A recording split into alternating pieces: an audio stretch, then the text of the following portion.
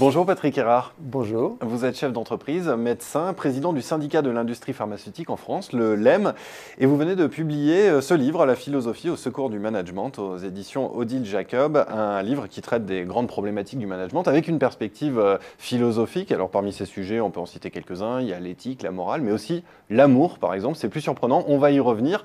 Mais avant, je sais qu'on vous a déjà beaucoup posé cette question, je vais vous la reposer. Ce titre, La philosophie au secours du management, est-ce que cela veut dire que le management, il est en danger aujourd'hui? Non, il n'est pas en danger, mais il faut néanmoins lui venir en aide parce que nous sommes dans une culture qui est une culture judéo-chrétienne, latine, où le management est généralement acquis par un système qui procède de la méritocratie, c'est-à-dire finalement on accède au pouvoir de manager lorsque l'on a délivré un certain résultat, lorsque l'on a réussi à accomplir un certain nombre d'objectifs, etc. Et finalement, la question qui est posée dans le livre, c'est est-ce que c'est là, finalement, le chemin qui légitime la position de manager, c'est-à-dire la position qui vous met en situation d'être en responsabilité des autres. Et avec l'aide de nos amis philosophes, je remets en question ce principe en disant que finalement, le premier sujet qui se pose à celui qui veut être en responsabilité d'autrui, c'est de se connaître et à travers se connaître soi-même, connaître les autres et apprendre à mieux les connaître. Et quelque part faire l'éducation de son comportement et de ses valeurs à travers une interrogation philosophique que je qualifie souvent de chemin initiatique. Oui, en fait, le grand avantage de la philosophie pour un manager, c'est de lui inculquer une culture du doute, de la remise en question permanente. Absolument, c'est une question, c'est un questionnement qui fait un chemin de vie et qui fait que finalement on acquiert ce que les philosophes appellent la connaissance. Et de par la connaissance, finalement, s'ouvrir, comme le disait Kant, à l'esprit élargi, la capacité à pouvoir embrasser finalement un champ qui est beaucoup plus vaste que simplement celui de l'ego. Et donc, par conséquent, découvrir aussi, en s'interrogeant sur ses valeurs, en s'interrogeant sur ces éléments qui drivent finalement le management, trouver sa voie, trouver ses réponses et en même temps éduquer son comportement par rapport à l'univers social qu'est l'entreprise. Alors j'en reviens à votre chapitre, le pari de l'amour. C'est étonnant, on se demande qu'est-ce que l'amour finalement a à faire avec le management. Est-ce que c'est cette capacité de passer du je au nous?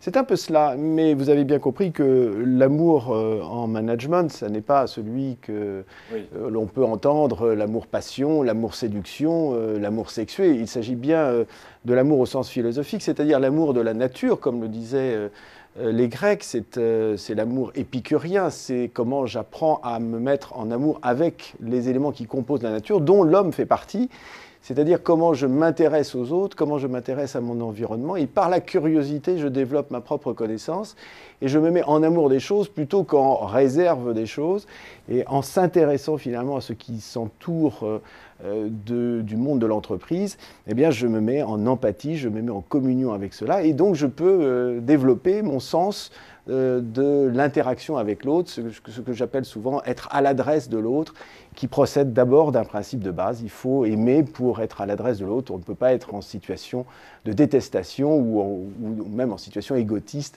et être en même temps en situation empathique. Donc c'est l'amour vraiment au sens philosophique qui est traité dans ce chapitre. Est-ce que si on élargit un peu, on peut dire que la philosophie c'est une aide pour comprendre les émotions en entreprise, des émotions qui sont souvent mal appréhendées, mal gérées? La philosophie, c'est surtout une aide pour réhabiliter ces émotions. Parce Les que l'interdit, encore une fois très, très judéo-chrétien, et qui est souvent prôné, y compris dans les écoles de management, c'est contrôler vos émotions, éventuellement faites en sorte qu'il n'y en ait pas, ça sera encore mieux. En réalité, c'est une grande erreur, puisque à travers l'émotion, je peux communiquer aussi dans le non-verbal, dans ce que je peux adresser à l'autre, et je peux aussi percevoir le ressenti des autres. Donc le contrôle de l'émotion n'est pas forcément la meilleure solution pour développer... Qu'on le veuille ou non, finalement, ces émotions, elles sont dans l'entreprise. Elles sont et elles font partie aussi de l'inconscient de chacun d'entre nous, et à vouloir trop les maîtriser, finalement, on annihile une partie de sa personnalité. Donc ça n'est pas forcément la meilleure idée que d'être en contrôle permanent de ses émotions, sans tomber évidemment dans l'excès inverse. Il faut avoir une certaine prise de conscience de ce qu'est l'émotionnel, mais pas être nécessairement toujours dans un hyper-contrôle de l'émotion, ce qui est redoutable dans la relation à l'autre. Je voudrais poursuivre, Patrick Errard, en évoquant le sens philosophique que l'on peut donner peut-être à l'activité de manager. Qu'est-ce qui pousse un individu à devenir manager? Quel désir l'anime profondément? Est-ce le pouvoir? Le pouvoir peut être un élément qui motive, mais quand on dit le pouvoir, c'est le pouvoir de quoi et pour qui? Dans ce livre, je défends notamment la question qui consiste à acquérir le pouvoir avec l'universalité de la cause, c'est-à-dire ne pas être dans le pouvoir qui sert son propre intérêt, mais avoir une prise de conscience de ce qu'est l'universalité de la cause du pouvoir que l'on sert. Et donc, par conséquent, il n'y a pas de mal à vouloir s'approprier quelque part l'idée du pouvoir, mais surtout ce qui guide, à mon sens, l'éducation qui amène un jour à la prise de conscience de « je suis prêt pour manager », c'est ce que j'ai appelé le rapport à l'autre, c'est ce que j'ai appelé le temps présent, c'est être capable de faire vivre l'autre et vivre soi-même dans l'instant présent et ne pas être en permanence dans la projection de l'avenir ou dans la nostalgie du passé. Et puis c'est aussi une vision, pour reprendre encore une fois les philosophes grecs, c'est une vision cosmologique de l'entreprise, c'est-à-dire faire en sorte que l'individu est une partie du tout et considérer qu'il faut mettre l'individu au centre de l'entreprise et non pas mettre le centre de l'entreprise au cœur de l'individu. Et donc il faut arriver à éduquer son chemin pour comprendre ces trois grands piliers qui font qu'à un moment ou à un autre, on va se sentir prêt pour s'occuper des autres. Je dis souvent, je reprends ce que disait un de mes patrons, pour s'occuper des problèmes des autres, il faut avoir déjà réglé les siens.